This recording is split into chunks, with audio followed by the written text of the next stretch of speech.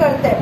Wires को मतलब जो फाइबर बना है उसको किसी चीज के साथ लटकाया जाता, मतलब अटैच किया जाता है एंड एक स्पेसिफिक वेट होता है, ठीक है, उसको वो वेट बांध दिया जाता है या लटका दिया जाता है और टाइम रिकॉर्ड किया जाता है कि कितने समय के बाद वो थ्रेड टूट रहा है, क्योंकि ठीक है, अगर उनका कुछ सर्टेन टाइम लिमिट होता है, अगर उसमें वो थ्रेड नहीं टूटा तो फिर वेट इंक्रीज किया जाता है और फिर से ऑब्जर्व किया जाता है कि कितना वेट वो कैरी कर सकता है फॉर कितने टाइम के लिए, and in this way the mechanical strength can be measured. Then it is found that the fiber which are formed from the nanoparticle having the higher tensile strength than the normal fiber. अभी बेटा ये ऐसा क्यों हुआ? क्योंकि अगर बड़ा मतलब बड़ा साइज है तो फाइबर की टेंसाइल स्ट्रेंथ अच्छी होनी चाहिए, ये सर तो. और अगर फाइन है जैसे हमारे बाल है ना बहुत ही स्मॉल है एज कम्पेयर टू अदर, मतलब उसका जो हम कहेंगे कि थिकनेस बहुत कम होती है, लेकिन देखो अगर हमारे हेयर मजबूत है तो वो जल्दी ब्रेक नहीं होता क्योंकि it is made up of protein, समझ में, कैरेटिन प्रोटीन होता है. वैसे ही जो नैनो फाइबर्स है वो क्रॉस लिंकिंग ज्यादा होती है क्योंकि उनकी साइज कम है. साइज कम होने की वजह से जो इंटरवोवन मतलब फाइबर्स क्या होता है एक दूसरे के अंदर उनको क्रॉस लिंक किया जाता है and then fibres are form. जो क्रॉस लिंक होती है फाइबर्स में in case of nano particle it is very strong. मतलब जो गैप रहती है ना थ्रेड में, आपने कॉटन के कपड़े देखो, अगर ऐसा देखा तो थोड़ी थोड़ी गैप दिखेगी, लेकिन वही गैप नहीं होती इन केस ऑफ नैनो पार्टिकल क्योंकि फाइबर्स बहुत फाइन है तो वो टाइटली अटैच हो जाते हैं. Okay, and that's why it's mechanical strength is very high. Okay, so next property, that is the fifth property of the nanoparticle is the mechanical strength. So mechanical strength of nano size copper and palladium cluster with diameter in the size range of 5 to 7 nanometer can have hardness 500 times greater than the bulk metal. Okay, so fifth property is the mechanical strength. So when bulk material is converted to the nano material, its mechanical strength क्या हो गया? Nano particle का mechanical strength कैसा होता है? High than किससे? Bulk, okay, than bulk material. For example उन्होंने example दिया है कॉपर का एंड पैलाडियम का. सो कॉपर एंड पैलाडियम जिसका साइज ओनली 5 to 7 नैनोमीटर है, मतलब बेटा it is very fine. 5 to 7 nanometre मतलब 5 to 7 10⁻⁹ मीटर, लेकिन इनकी जो हार्डनेस है 500 टाइम्स ग्रेटर देन यस किससे? Bulk material. बल्क मतलब जो बल्क में प्लैटिनम या पैलेडियम और कॉपर अवेलेबल है उससे. So it is found that mechanical strength is increases when normal particle that is converted to the normal nanoparticle. Clear? Last one is electrical conductivity. Electrical conductivity is observed to change at nanoscale. For example, carbon nanotube can act as a conductor or semiconductor in the behavior. Okay, तो जब कोई bulk material nano particle में convert होता है तो उसकी electrical property change हो सकती है. इसका मतलब अगर वो इलेक्ट्रिकल कंडक्टर है हो सकता है कि वो नैनो साइज में कन्वर्ट होने के बाद नॉन कंडक्टर हो, या अगर वो सेमी कंडक्टर है तो जब वो नैनो पार्टिकल में सिंथेसाइज हो जाए तो वो कंडक्टर बन जाए, या हो सकता है अगर वो नैनो पार्टिकल जो है वो कंडक्टर बन जाए अगर वो नॉन कंडक्टर है. फॉर एग्जाम्पल, इसका एग्जाम्पल दिया है carbon nano tube. So carbon is a bad conductor of electricity, yes और not? Except graphite which is allotrope of carbon. So अगर कार्बन से हमने कार्बन नैनो ट्यूब सिंथेसाइज किया, क्या सिंथेसाइज किया? Carbon nano tube which is act as a conductor और semi conductor at particular temperature. आप बोलोगे दोनों की तरह कैसे एक्ट करता है? It is depend upon the temperature. याद है हमने कंडक्टर सेमी कंडक्टर्स पढ़े हैं. So depend upon the temperature it can that carbon nano tube can act as a semi conductor और conductor. But before synthesizing carbon क्या था? अरे carbon क्या था? Bad conductor, that is not conductor. जब हमने कार्बन को कार्बन के एरोट्यूब में कन्वर्ट किया, इट बिकम कंडक्टर और semiconductor. So the properties of the bulk material is totally changed when this bulk material is converted into nanoparticle. Clear everyone? किसी को problem है इसमें? Got it? Now next one is the preparation of the nanomaterial. So there are two methods available for preparation. First is bottom down. Yeah? Yes, bottom down और दूसरा क्या है? Yes, top down और दूसरा bottom up. Okay, top down and bottom up. अभी ये क्या नाम क्या है आप लोगों को समझा नहीं होगा है ना? Bottom up और दूसरा क्या है? Top down. मतलब इसका मतलब है अगर बड़ा पार्टिकल है तो उसको छोटा छोटा छोटा करके नैनो पार्टिकल सिंथेसाइज करना है, या कोई नैनो पार्टिकल से स्मॉल है तो उसको कंडेंस करते करते नैनो पार्टिकल में कन्वर्ट करना है. And second one is very important, that is salt gel technique. Okay, so there are two methods available for preparation of nano particle. कितने मेथड है? पहली कौन सी है? Preparation of nanoparticles. So how many methods are available? Two methods. पहला है bottom up और top down, and second one is salt gel technique और method. Now first one is a physical method. पहली कौन सी है? Physical, and second one is the chemical. Okay, so this two method are available for preparation of the nano material. So let's move towards the first one, bottom up और top down. So in this technique अगर bulk material है, consider it is a bulk material having very large particle size. Yes, it is in a, suppose it is in a metre. तो इसको हमें क्या करना है? छोटा करते जाना है. मतलब we have to prepare into the pieces. इसके पीसेस करने पड़ेंगे, देन इसको और छोटा करना पड़ेगा, and finally it is converted to nano particle. समझ में आ रहा है? मतलब हमने क्या किया? Yes, top down. समझ में आ रहा है? पहले बल्क मटेरियल से हमने क्या बनाया?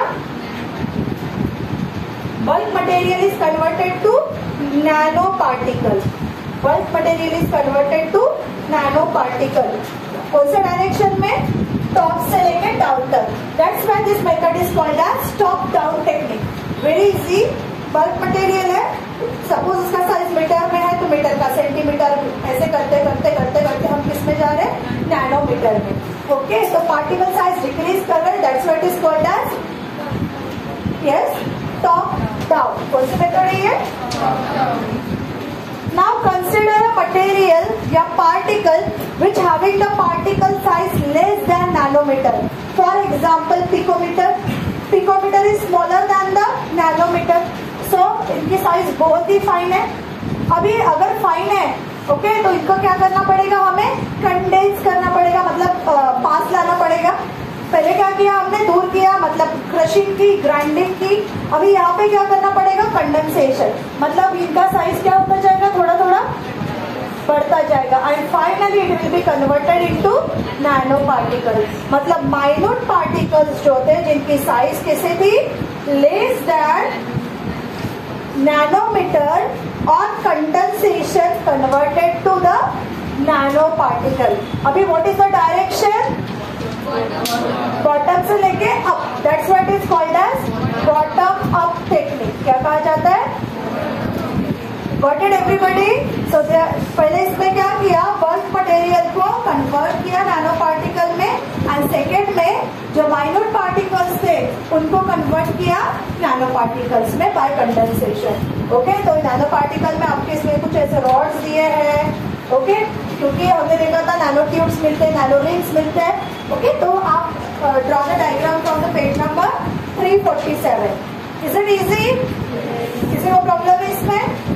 So it is a physical method. Now next one is the very important, that is wet chemical synthesis of nanoparticle, also called as sol gel technique. क्या कहा जाता है? IMP करो या sol gel process या sol gel method. Okay. Now it consists of two parts. पहला है sol, दूसरा है gel. Yes, salt gel technique. दो वर्ड्स है, पहला है salt, दूसरा है gel. Now what is salt? Salts are the dispersion of colloidal particle in liquid. Underline. What is salts? Salts are the dispersion of colloidal particle in liquid. Yes, we underline. Now what is meant by colloidal particle? बताया था मैंने emulsion और colloidal particle जब हम oil को water में dissolve करते हैं. सुजल, हाँ बताओ बेटा क्या होता है colloidal particle? What is mean by colloids? मैं टेक्स्ट बुक में नहीं आई है, हमने पढ़ा था.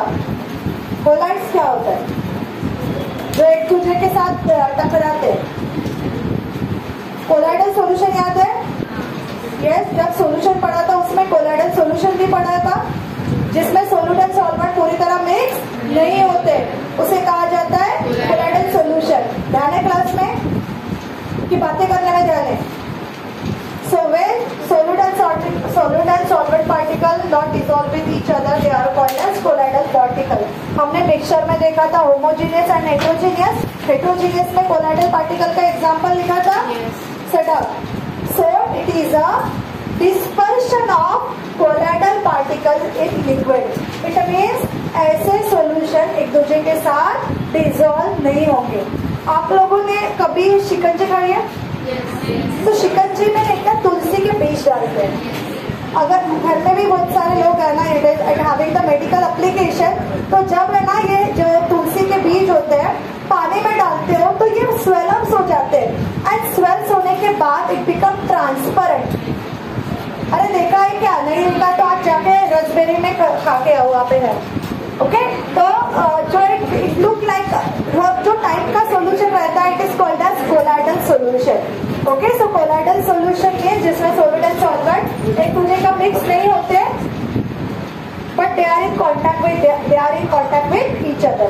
So what is underlined here? What is salts? Salts are the colloidal particles of dispersion of colloidal particles in liquid. Second one is the colloidals are the solid particle with diameter of 1 to 100 nanometer. Underline. colloidal particle का particle size कितना होना चाहिए? Nano scale में, that is 1 to 100 nanometer. Now what is meant by gel? आप सब jellies खाते हो है ना? जेली का काम क्या है? It provide the medium. So here also a gel is a interconnected rigid network with pores of some micrometer dimension and polymeric chain whose average length is greater than micrometer. Underline. क्या है jail?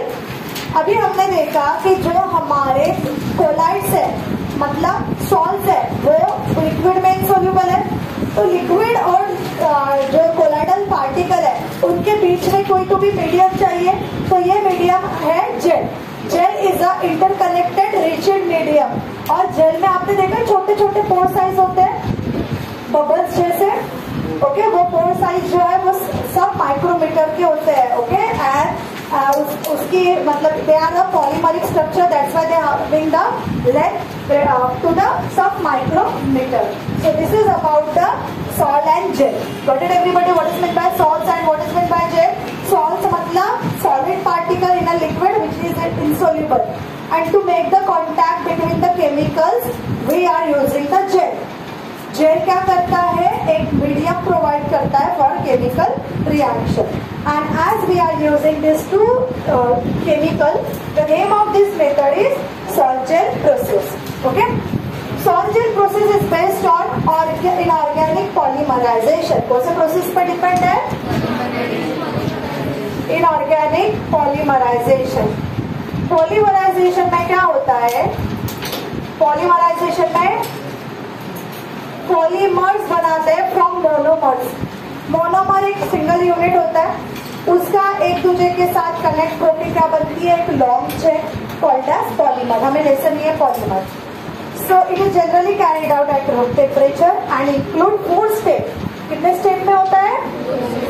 पहला step hydrolysis मतलब breaking of water. Second is polycondensation, then drying,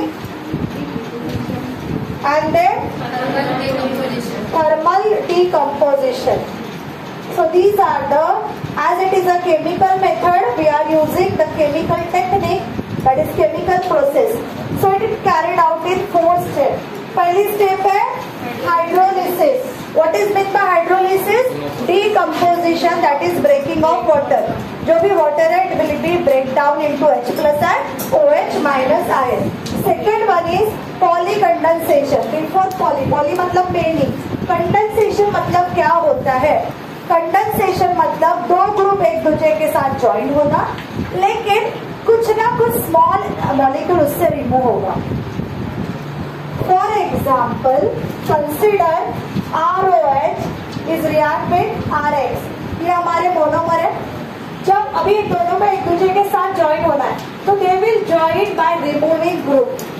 okay, इसमें से क्या हो रहा है? एक ग्रुप रिमूव हो रहा है, दैट इज HX, और ये दो मॉलिक्यूल क्या हो गए? एक दूसरे के साथ ज्वाइन. ओके, when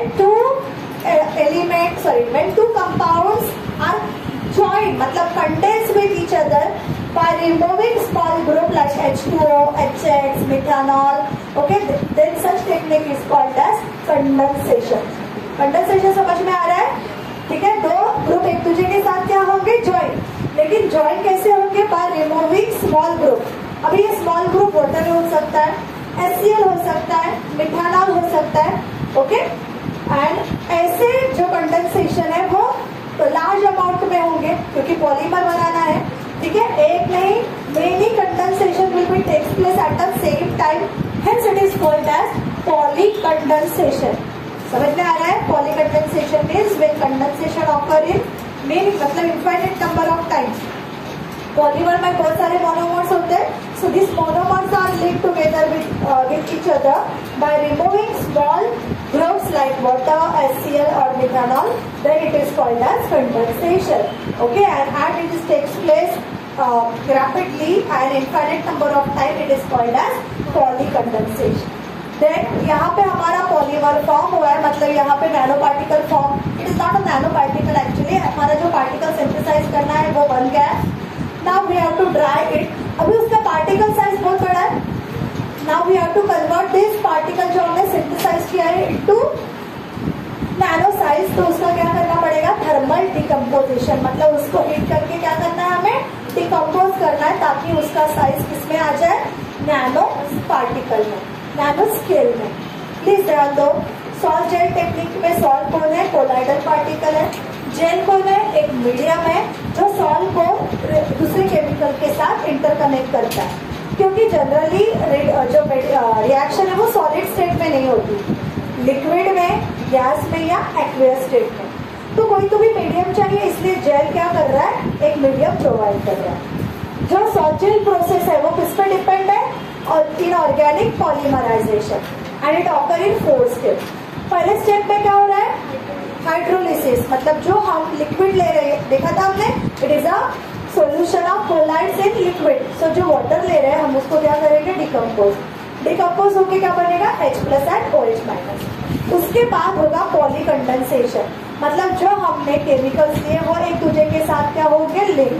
लिंक होने के बाद उसको हमें क्या करना है? हमारा सॉल्ट जेल जो है वो बन चुका है, मतलब जो हमारे पार्टिकल सिंथेसाइज करना है वो बन चुका है, लेकिन उसका पार्टिकल साइज ज्यादा है. First of all it allowed to dry. Dry होने के बाद हीट करके हमें उसको स्मॉल साइज में कन्वर्ट करना है, called as thermal decomposition. Got it everybody? So please write down the salt gel technique. चलो देखो salt gel technique.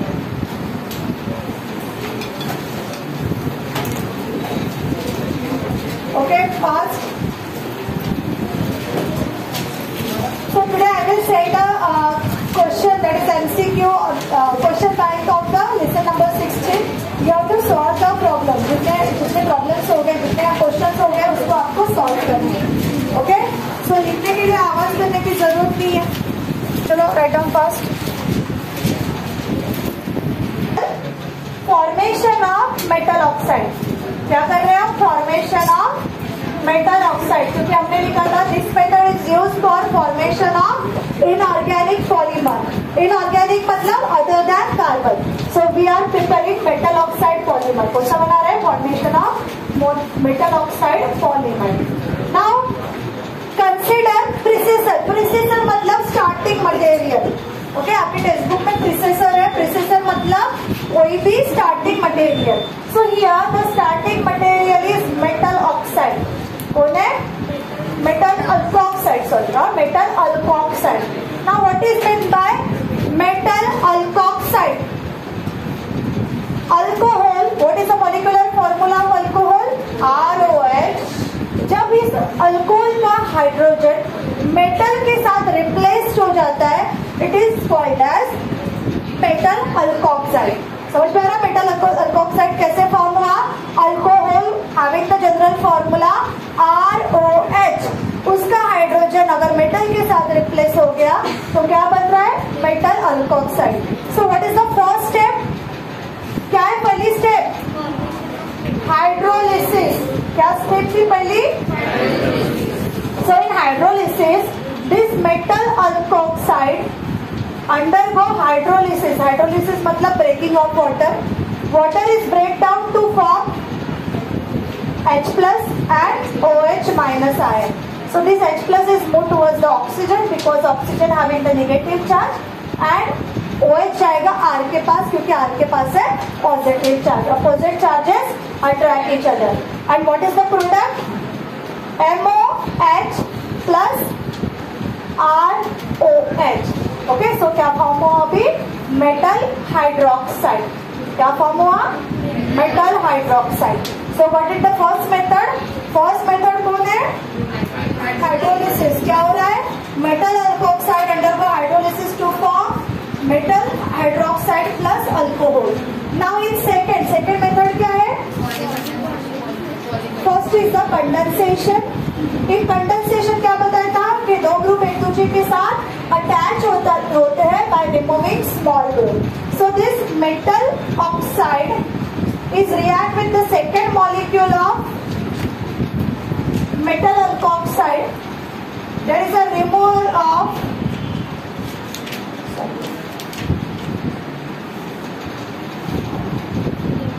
ROM।